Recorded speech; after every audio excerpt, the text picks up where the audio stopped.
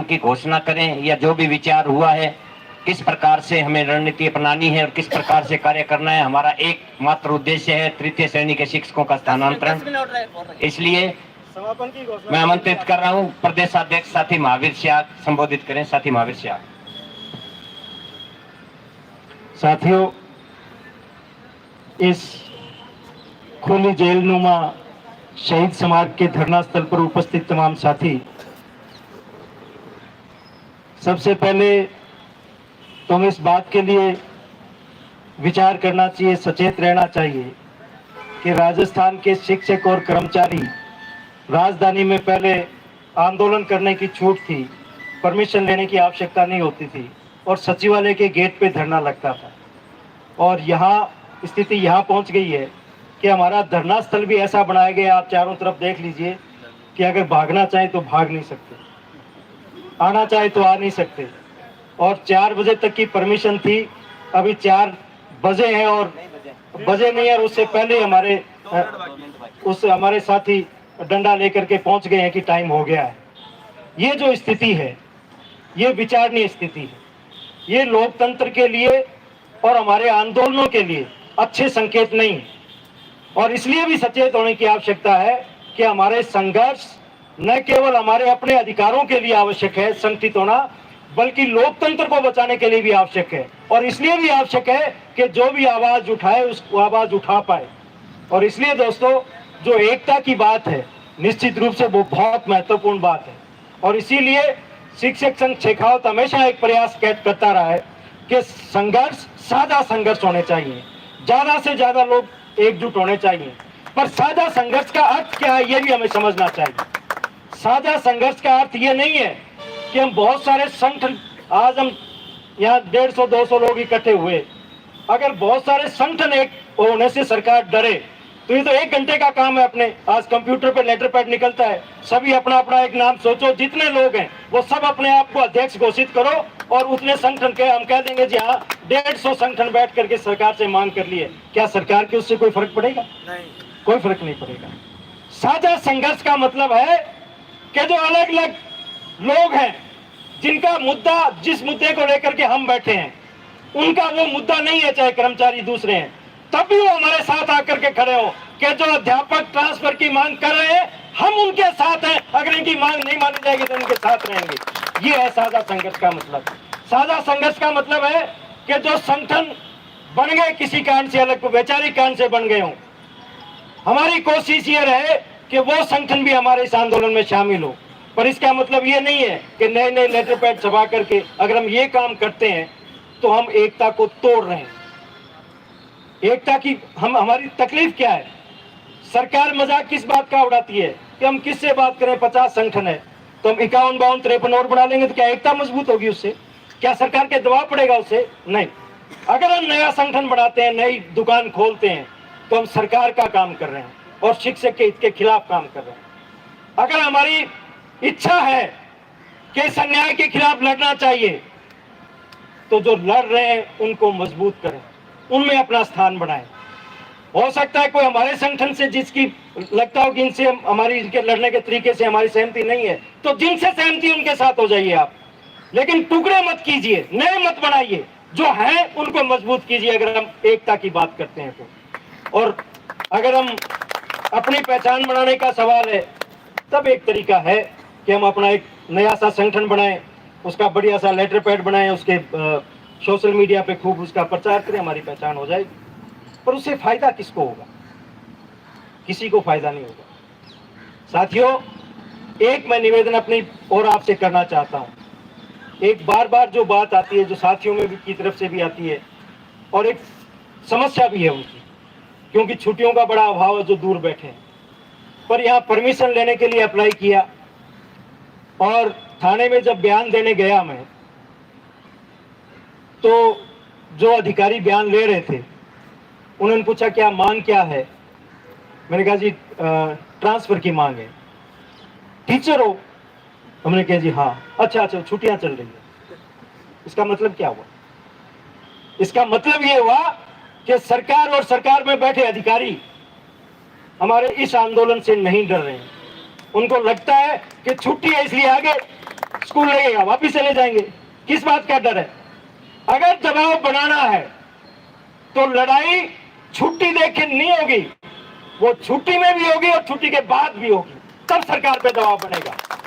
Continue अगर संघर्ष नहीं होगा तो ट्रांसफर नहीं होंगे, हमारी कोई मांग नहीं मानी जाएगी। दोस्तों, अगर हम लड़ने की ठान लें तो लोग संघर्ष में सहयोग करने के लिए तैयार बैठे हैं। और जज्बा देखिए आप, यहां अभी हमारे साथ बैठे हैं साथी मजहर हुसैन है, नागौर में टीचर थे, वर्षों हो गए रिटायर हुए, उनको आज पता लगा तो यहाँ सुबह से आकर के बैठे हैं और हमारे साथ हैं। साथी रामलाल डागर जयपुर के रहने वाले हैं, प्रिंसिपल से रिटायर हुए 2 साल हो गए, उनको पता लगा कि अध्यापकों के ट्रांसफर के लिए आज धरना है, सुबह आकर के बैठे हमारे साथ, लगातार बैठे हैं। लोग तैयार हैं सहयोग करने के लिए, लेकिन हम ही अगर नहीं लड़ेंगे तो सहयोग कौन किसका कैसे करेगा? इसलिए यहाँ जो लोग बैठे हैं, जो संगठन के पदाधिकारी हैं, निश्चित रूप से वो इस बात के लिए दृढ़ संकल्पित हैं कि इस संघर्ष को लगातार चलाया जाए। जो पदाधिकारी नहीं है, जो समर्थन में आए हैं हमारे साथी, हमारे बीच में किशन जी बैठे हैं, ब्यावर से आए हैं, इनका कोई ट्रांसफर का मुद्दा नहीं है। ये कल अपने काम से आए थे, मुलाकात हुई, पता लगा कि आज ट्रांसफर के लिए धरना, यहीं रुक गए कि यार हम आप धरने में आपका साथ बैठेंगे। साथ देने को लोग तैयार हैं, लेकिन जो हमारे साथी हैं, जो समर्थन करने हैं, उनसे भी मेरा निवेदन है, किशन जी जैसे साथियों से, और जिनका मुद्दा है उनसे भी मेरा निवेदन है। अगर हम वाकई इस लड़ाई को जीतना चाहते हैं तो एक तो जो ये अधिकारियों के और सरकार के दिमाग में ये बैठ गया कि ये छुट्टी वक्त के आसपास, गर्मियों की छुट्टी में और दीपावली की छुट्टी में या कोई 7-8 दिन की कोई बड़ी छुट्टी होगी तो ये 1-2 दिन आएंगे, शोर शरार करेंगे और चले जाएंगे। तो फिर सरकार को इतनी व्यवस्था करनी है कि पुलिस व्यवस्था लगा करके कोई अव्यवस्था नहीं हो जाए, उसको रोक लो, इतना ही काम है, बाकी कोई मांग मानने की आवश्यकता नहीं। मांग कब मानी जाएगी? जब हमारी लड़ाई लगातार चलेगी।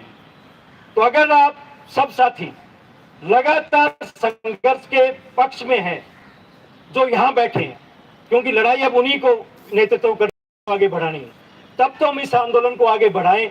और हम ही अगर तैयार नहीं है तो फिर हमें बीच बीच में परेशान होने की भी आवश्यकता नहीं है। छुट्टियों में भी आप छुट्टी मनाओ ना।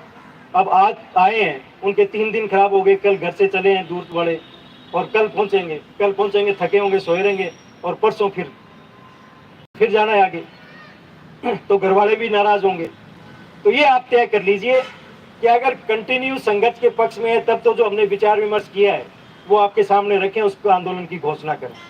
और कंटिन्यू संघर्ष के पक्ष में नहीं है तब संघर्ष की घोषणा की बजाय आज आगे सबका धन्यवाद करके आज के कार्यक्रम का समापन कर देते हैं। तो जो कंटिन्यू संघर्ष के पक्ष में है वो हाथ उठा करके अपना बताएं तो ही हम आगे की बात करें। बहुत बहुत धन्यवाद। यही मतलब है। यहाँ जो बैठे हैं वो सामान्य शिक्षक अपने आप को नहीं माने, उन पे जिम्मेदारी है कि जो आगे के कार्यक्रम हम बढ़ाएं, उन कार्यक्रमों को इम्प्लीमेंट करने के लिए, उनको लागू करने के लिए हम अपनी पूरी ताकत लगाएंगे, पूरे मनोयोग से हम काम करेंगे और आगे से आगे लोगों को जोड़ते चलेंगे। साथियों, आज का कार्यक्रम इसी उद्देश्य से अपने बुलाया था कि इस आगे के आंदोलन का हम विचार विमर्श करके घोषणा करें, क्योंकि सब साथी सहमत हैं। इसलिए जो हमने विचार विमर्श किया है कुछ साथियों से वो आपके सामने रख रहे हैं। सब आप सहमत होंगे तो उससे आगे अपने बढ़ेंगे।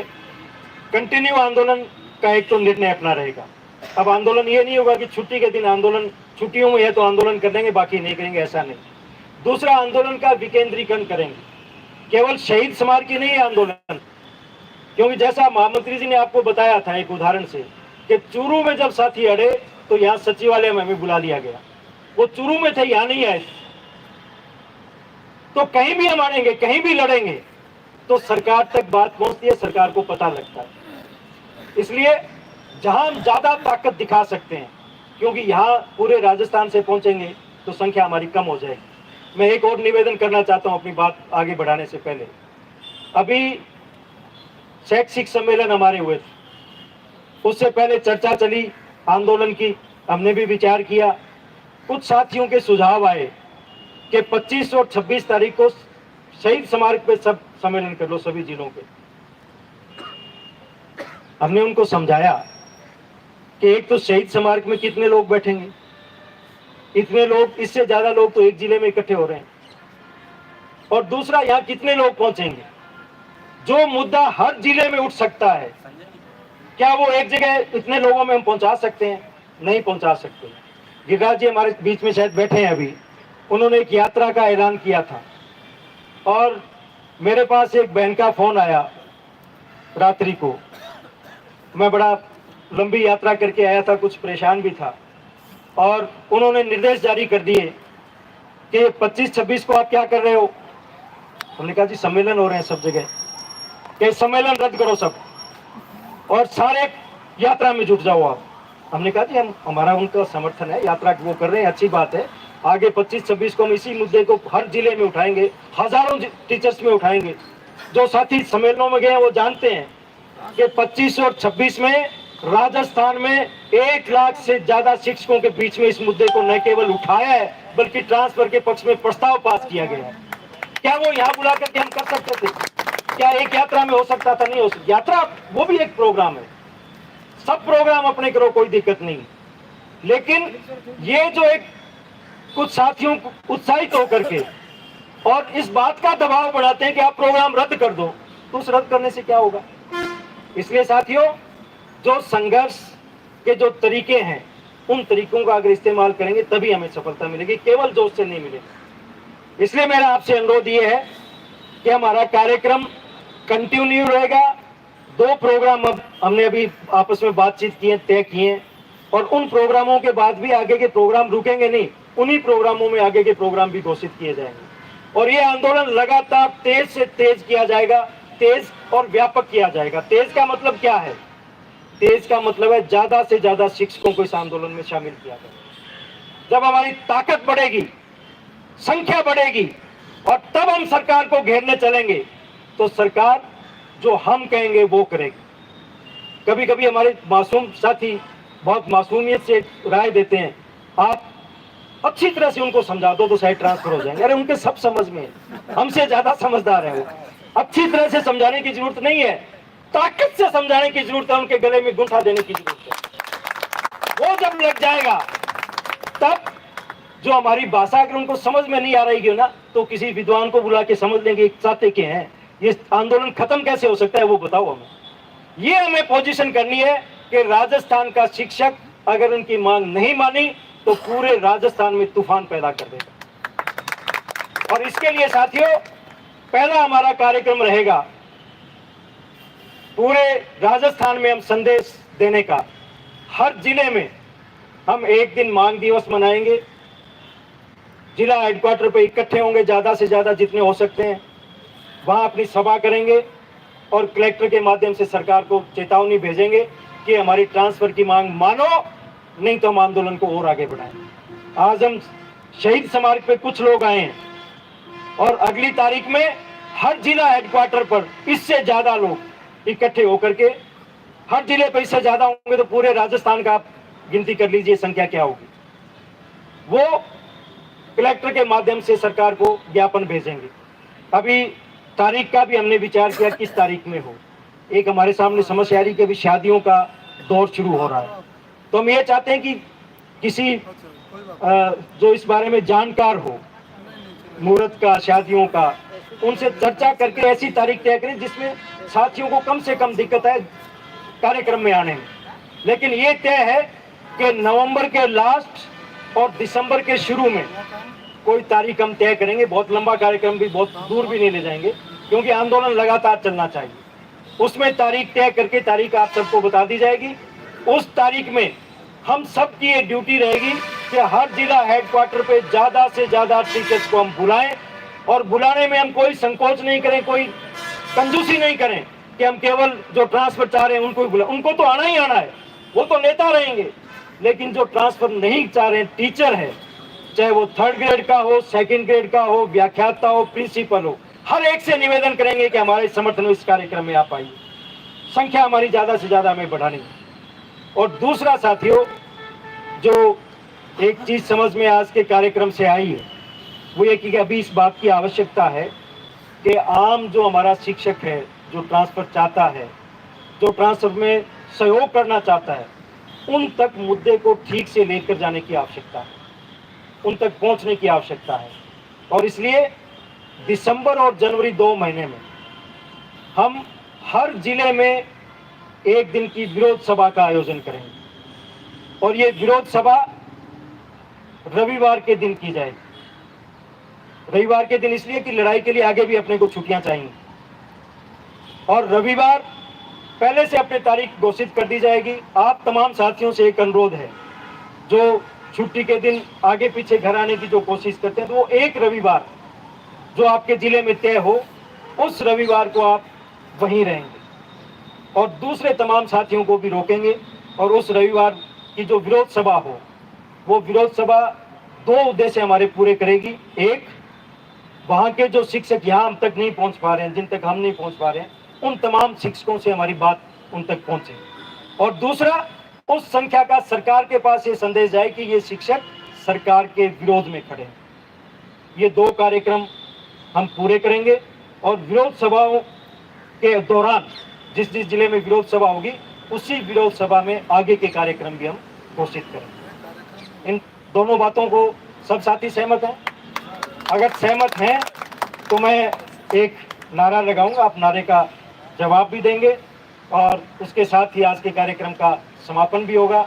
एक बार पुनः मैं अपनी बात खत्म करने से पहले तमाम जो साथी आज आए हैं, उन साथियों का मैं राजस्थान शिक्षक संघ शेखावत की प्रांतीय कार्यकारिणी की ओर से बहुत आभार प्रकट करता हूं, उनका दिल से सम्मान करता हूं, और उन तमाम साथियों से एक बार फिर माफ़ी चाहता हूं जो जिनको हम चाहते थे कि हम सुनना चाहते थे, जो बहुत कुछ हमें बता भी पाते, अपना समर्थन भी जाहिर करते, पर आपने देख लिया कि समय बिल्कुल यहाँ पाबंदी है, समय हो गया, इसलिए उन साथियों से बुला नहीं पाए। उनसे एक बार फिर माफ़ी चाहते हैं, और उन तमाम साथियों से भी हम निवेदन करना चाहेंगे जो किसी भी तरह से सहयोग करना चाहते हैं, एकता पैदा करना चाहते हैं। तो एकता कैसे हो सकती है, इस पर चिंतन मनन गंभीरता से जरूर करें।